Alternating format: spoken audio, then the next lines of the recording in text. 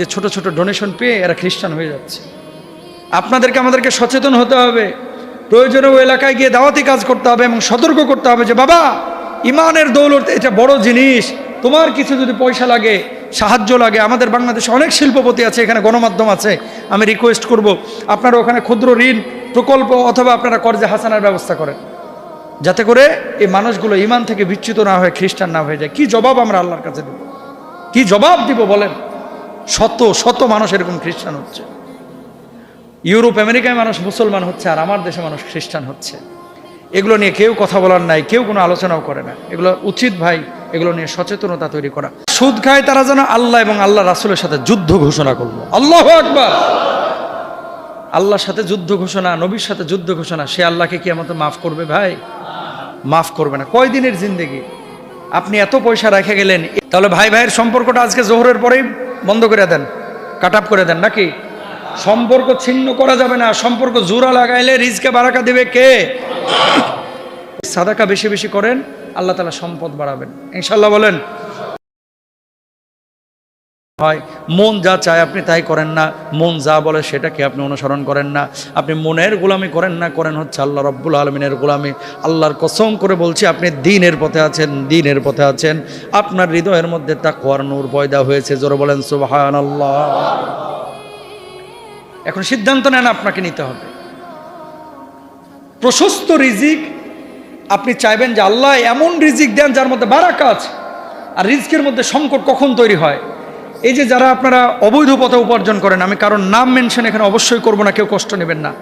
যারা অবৈধ পথে উপার্জন করেন, আপনারা নিয়ে আসেন অনেক টাকা, দিন শেষে থাকে না কিছুই। কথা বলেন না কেন? দিন শেষে কিন্তু থাকে না। তারপরে দেখবেন হাই হাই খাই খাই, খালি নাই নাই নাই নাই, খালি নাই। রিজিক বন্ধ হয়ে যাওয়ার জন্য 20টা গুনাহ দায়ী। কয়টা?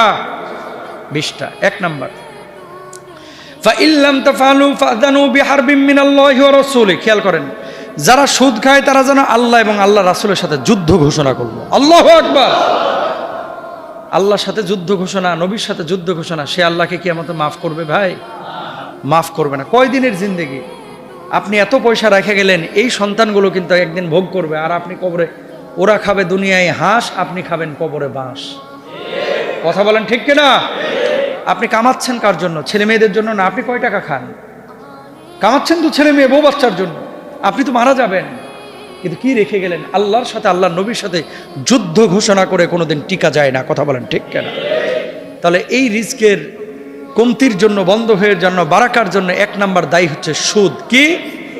আরো জোরে বলেন কি? এ থেকে আমরা দূরে থাকবো ইনশাআল্লাহ। 2 নাম্বার, আল্লাহ রাব্বুল আলামিন কি বলছেন? লা ইন শাকারতুম লা আযীদান্নাকুম ওয়া লা ইন কাফারতুম ইন্না আযাবি লাশাদীদ। আল্লাহু আকবার! শুকরিয়া আদায় করো, তাহলে নিয়ামত বাড়ায় দেব, রিজিক বাড়ায় দেব। আর যদি অকৃতজ্ঞ হও, আমি আল্লাহ রাব্বুল আলামিন রিজিক ছিনিয়ে নেব, যেটা আমাদের সমাজে এখন বেশি। ভালো থাকলেও বলে হুজুর টাইনে টুনে চলতেছে, আসি একরকম, কোনো সময় আলহামদুলিল্লাহ বলে না। কথা বলেন ঠিক কিনা? শোনেন, বাড়িতে কারো আজকে গোশত রান্না হয়েছে, কারো মাছ রান্না হয়েছে, কারো সবজি। আপনাকে যদি আমি জিজ্ঞেস করি, ওই জামাল ভাই কেমন আছেন, আলম ভাই কেমন আছেন, ভাই যতই সংকটে থাকেন, আপনি মুচকি হাসি মেরে যদি বলতে পারেন মুস্তাফিজ ভাই আলহামদুলিল্লাহ আলা কুল্লি হাল, আল্লাহ আমাকে ভালো রাখছে, যা চাইছি তার চাইতেও বেশি ভালো, আল্লাহর আরশ খুশি হয়ে যাব, সুবহানাল্লাহ। কিন্তু এখনকার মানুষের নীতি কি জানেন? যতই ভালো থাকুক, জিজ্ঞেস করেন, কিছু মানুষের জীবনও বলবে না যে আলহামদুলিল্লাহ ভালো আছি। আসি ভাই একরকম, এই চলতেছে ভাই, আসি রে ভাই খুব ভালো না ভাই, টাইনিয়া টুনিয়া চলতেছে। কথা কয় না? পৃথিবীতে টাইনিয়া টুনিয়া বলে কোনো কিছু নাই। যতদিন সুস্থ আছেন জোর গলায় বলবেন আলহামদুলিল্লাহ, জোর বলেন আলহামদুলিল্লাহ। আর কি সুখ চান? এসির মধ্যে বসে জুমার বয়ান শুনতেছেন, নামাজে এসেছেন, অথচ এই সময় ঢাকা মেডিকেলে অনেকে মৃত্যুর জন্য ছটফট করতেছে। একটাবার কল্পনা করেন না আপনি? এই সময়টায় তারা হসপিটালে কাতরাচ্ছে, আর আল্লাহ আপনাকে সুস্থ রেখেছেন। জোরে বলেন আলহামদুলিল্লাহ। আর একবার বলেন আলহামদুলিল্লাহ। তাহলে 2 নাম্বার, অকৃতজ্ঞদের রিজিক আল্লাহ বন্ধ করে দেয়, কমায় দেয়। মনে রাখবেন, 20টা পয়েন্ট বলবো এখন 2-4 মিনিটে। তিন নাম্বার, রিজিক বন্ধ করে দেন কাদের? মান আহাব্বা আইয়ুবসাতা লাহু ফি রিজকিহি ওয়া ইনসালাহু ফি আথারিহি ফালিয়াসিল রাহিমা। কোন ব্যক্তি যদি আত্মীয়তার সম্পর্ক ছিন্ন করে, আল্লাহ রব্বুল আলামিন ওই ব্যক্তির রিজিক বন্ধ করে দেন, রিজিক কমায় দেন, রিজিকের বারাকা উঠে নেন।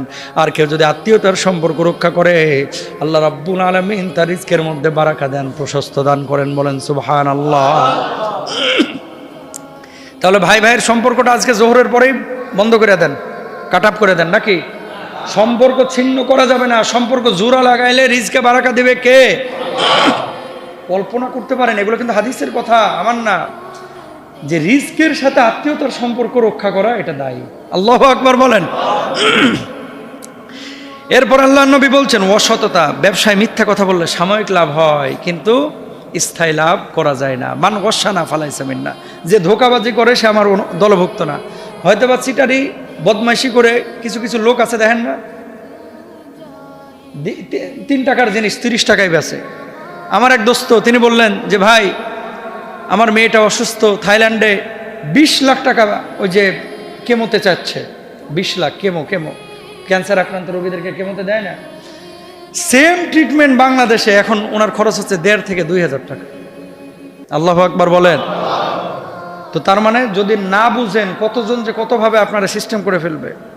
এখন ও যে 20 লাখ টাকা কামাইলো, জানিয়া শুনে যদি 1,500 টাকা 1.5 লাখ টাকার জিনিস 20 লাখ টাকায় বেচে, ও তো মনে করতেছে মাশাআল্লাহ 2 বলে 3 ছক্কা মারছি রে। কিন্তু বাড়িতে যাবে, যাওয়ার পরে দেখবে বউয়ের কিডনি ড্যামেজ। কথা বলেন না কেন? ছেলে একটা হয়েছে বদের হাড্ডি, আবার দেখবে যে এমন রোগ দিছে আল্লাহ, কামাইছে হারাম 1.5 কোটি, এখন লাগবে 2 কোটি, ভিক্ষা করতেছে 50 লাখ, আরো লাগবে লাগবে লাগবে। কথা বলেন। এই জন্য যেটা বৈধ ওইভাবে উপার্জন করেন, হালাল তরিকায়, ইনশাল্লাহ। প্রতারণা করলে কি অবস্থা? 6 নাম্বার হচ্ছে সালাতে অবহেলা। কোনো ব্যক্তি যদি রিজকের সংকট দেখেন, তাহলে কল্পনা করেন যে আপনার নামাজের মধ্যে ঘাটতি আছে। আল্লাহ নবী বলেছেন আসসালাতু মিফতাহুর রিজকি ওয়াল বারাকাতি। জোরে বলেন সুবহানাল্লাহ। নিশ্চয় নামাজ হচ্ছে বারাকার দরওয়াজা উন্মুক্ত করে, নিশ্চয় নামাজ হচ্ছে রিজকের দরওয়াজা উন্মুক্ত করে, প্রশস্ত করে। বলেন সুবহানাল্লাহ। রিজিক বাড়ানোর জন্য নামাজের বিকল্প নাই। নামাজ পড়বেন না, খালি জুমার নামাজে আসবেন, আর কোনো নামাজের খবর না, আর মনে করবেন যে রিজকের প্রশস্ত, এটা কখনো হবে না। রিজিক কমে যায় আরেকটা কারণে, সেটা হচ্ছে কি? গীবত। ওয়ালা ইয়াক্তাব বা'দুকুম বা'দা। এই গীবতের কারণে আল্লাহ সুবহানাহু ওয়া তাআলা রিজিক উঠায় নেন। 8 নাম্বার অহংকার। লা ইয়াদখুলুল জান্নাতা মান কানা ফি কলবিহি মিথকালু দাররাতিন মিন কিবরিন। অহংকারী যারা আছে, এই অহংকারের কারণে রিজিক সংকীর্ণ হয়ে যায়। জাকাত আটকে রাখার কারণে রিজিক সংকীর্ণ হয়ে যায়। কর্মচারীদের উপরে জুলুম করার কারণে রিজিক সংকীর্ণ হয় মালিক পক্ষের। এটা গার্মেন্টসের মালিকদেরকে শোনায়েন। কি আছে হাদিসে? আল্লাহ রাসূল সাল্লাল্লাহু আলাইহি ওয়াসাল্লাম বলছেন আতুল আজিরা আজরাহু ক্বাবলা আইয়াজি ফারাকা। শ্রমিকের ঘাম শুকানোর আগেই তার শ্রমের মর্যাদাটা বুঝিয়ে দাও, পারিশ্রমিক বুঝিয়ে দাও। আমরা সবাই শ্রমিক এখানে, সবাই কেউ না কেউ কারো না কারো কাছে আমরা শ্রমিক, কেউ রাষ্ট্রের, কেউ কোম্পানির। সবাইকে আমরা বলতেছি যে দেখেন, যে মানুষটার রক্ত পানি করা পরিশ্রমে আজকে আপনি এত বড় হয়েছেন, এই মানুষটাকে ঠগায় আপনি ভালো থাকতে পারবেন না। সুতরাং শ্রমিকদের মূল্যায়ন মাসের 3, 4, 5 বা 10 তারিখের মধ্যে বেতন পরিশোধ করে দেবেন, ইনশাআল্লাহ বলেন।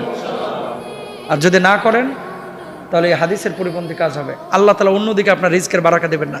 দেখবেন এই বাংলাদেশের বড় বড় অনেক ইন্ডাস্ট্রি আছে যারা আগে গেছে দান সদকা এবং এই ধরনের আমলগুলো করার কারণে। অনেক প্রতিষ্ঠান আছে, আলহামদুলিল্লাহ, আল্লাহ মাফ করুক। লোভ করবেন না, প্রতারণা করবেন না, জুলুম করবেন না, সাদাকা করবেন না। মা নাকাসাত সাদাকাতুম মিন মালিন। সাদাকা বেশি বেশি করেন। যদি সাদাকা বেশি বেশি করেন, আল্লাহ তাআলা সম্পদ বাড়াবেন, ইনশাআল্লাহ বলেন।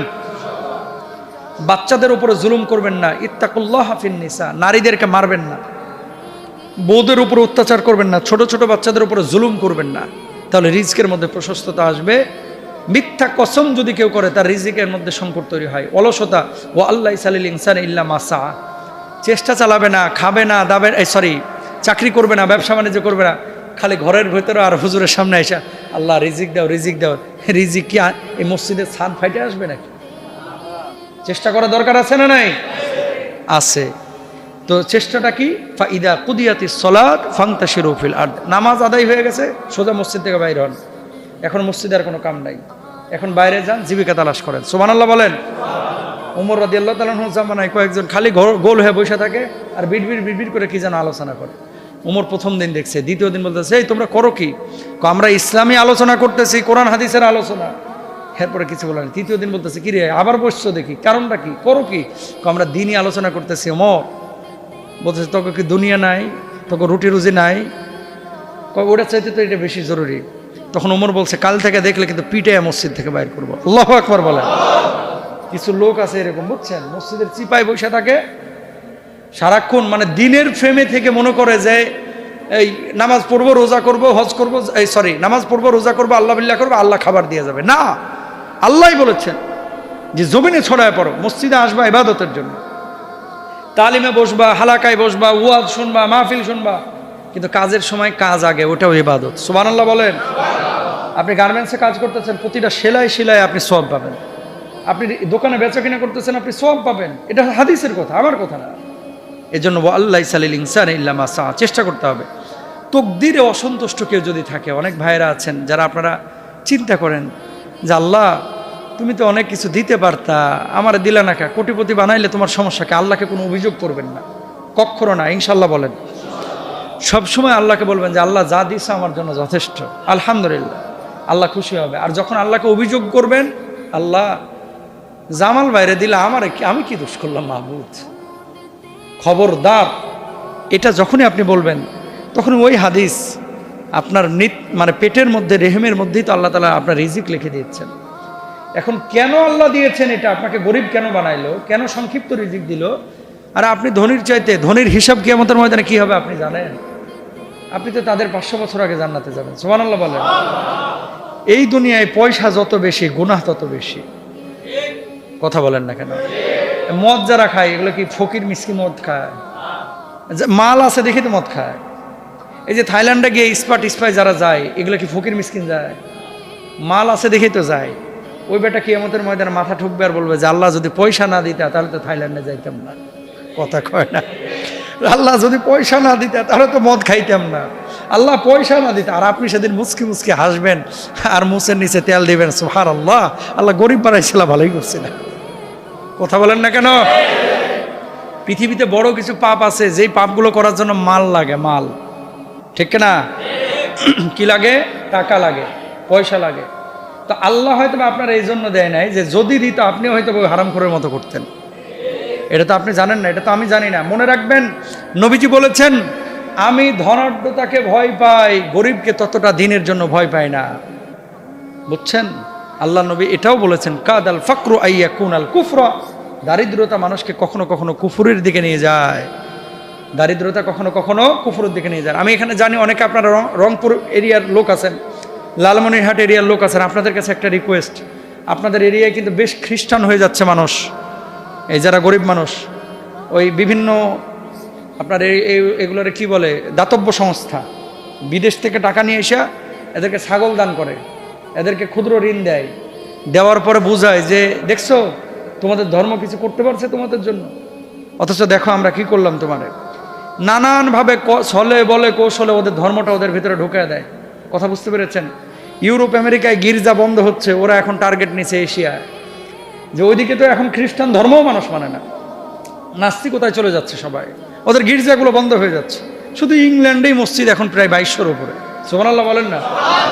2200 মসজিদ শুধু ইংল্যান্ডে। টাওয়ার হ্যামলেটস একটা কাউন্সিল, ছোট্ট একটা এরিয়া, এখানে মসজিদ প্রায় 62টা। কয়টা? সুবহানাল্লাহ বলেন। 62টা মসজিদ। ওরা গির্জা বেচতেছে আর মুসলমানরা কিনতেছে। দুঃখে কলিজাটা ফেটে যায়। আমার বাংলাদেশে উত্তর অঞ্চলে মানুষ, আসলে সবাই তো মনে করে এরা সহজ সরল, এখানে আসলেই সহজ সরল। কিছু মানুষ এই যে ছোট ছোট ডোনেশন পেয়ে এরা খ্রিস্টান হয়ে যাচ্ছে। আমাদেরকে সচেতন হতে হবে।